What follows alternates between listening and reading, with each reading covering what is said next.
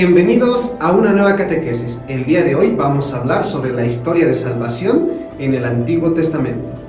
Hablaremos de este tema en dos catequesis, en esta y en la siguiente. Cuando nos referimos a historia de salvación, o también es llamada economía de la salvación, es cómo Dios se ha revelado a la humanidad, cómo Dios se ha hecho presente en nuestra historia concreta de la humanidad, para darse a conocer, para dar a conocer el proyecto que tiene para todos nosotros y sobre todo para darnos a conocer que está presente en nuestra historia y en nuestra realidad.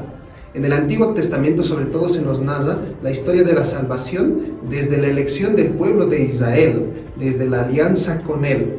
Ya luego en Jesús vamos a ver que este proyecto va para toda la humanidad.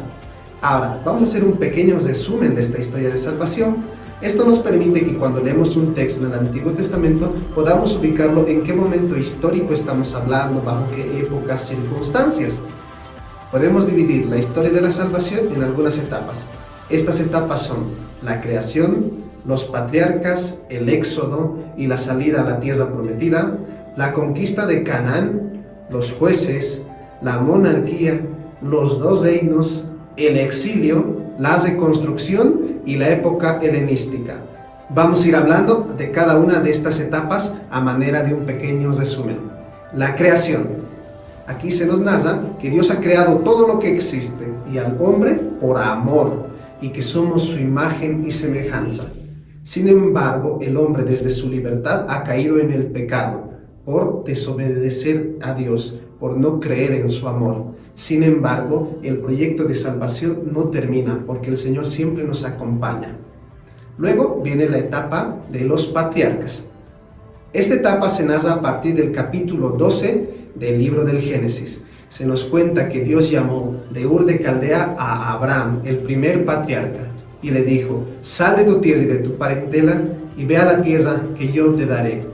El Señor le promete tierra, descendencia y que siempre lo va a acompañar Dios.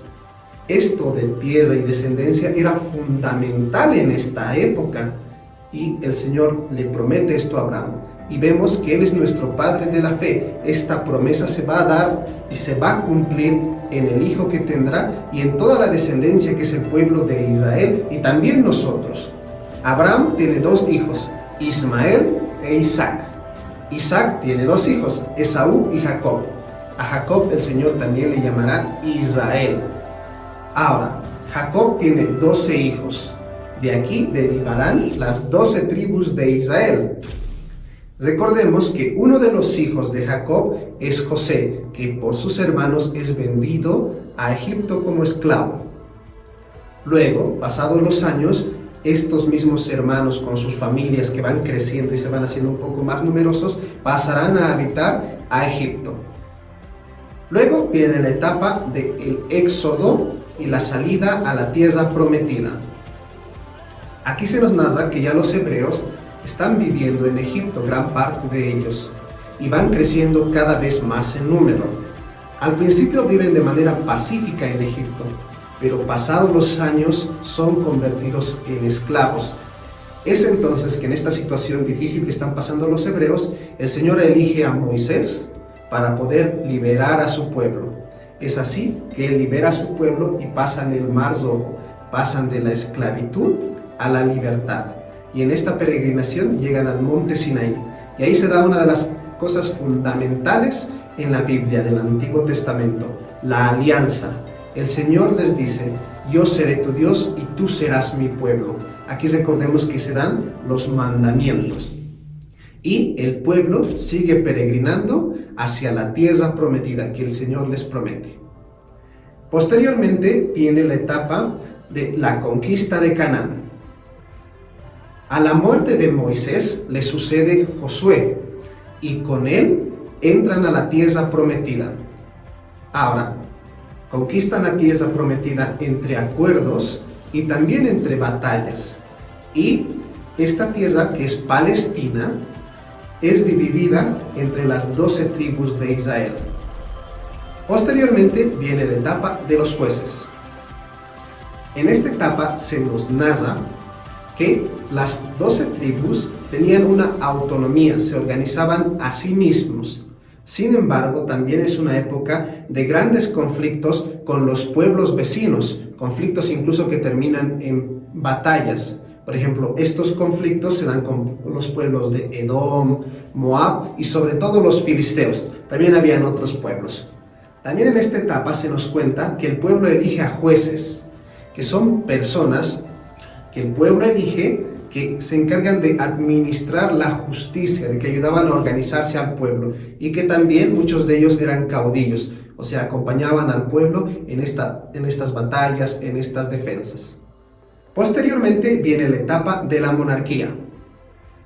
El pueblo de Israel, al igual que sus vecinos, quiere tener un rey.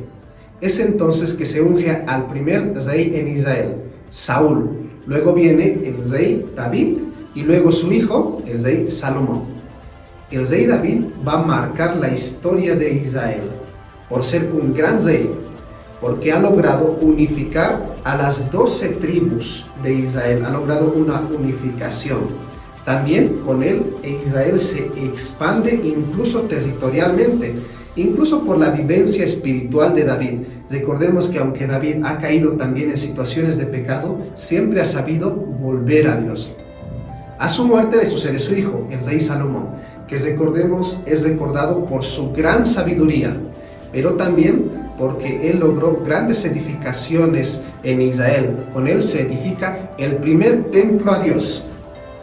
Pero todas estas prosperidad económica y estas edificaciones son también a un alto precio del mismo pueblo, porque a muchos se les obliga a trabajos forzados, hay muchos impuestos. Continuaremos hablando de las etapas de la historia de la salvación del Antiguo Testamento en la siguiente catequesis.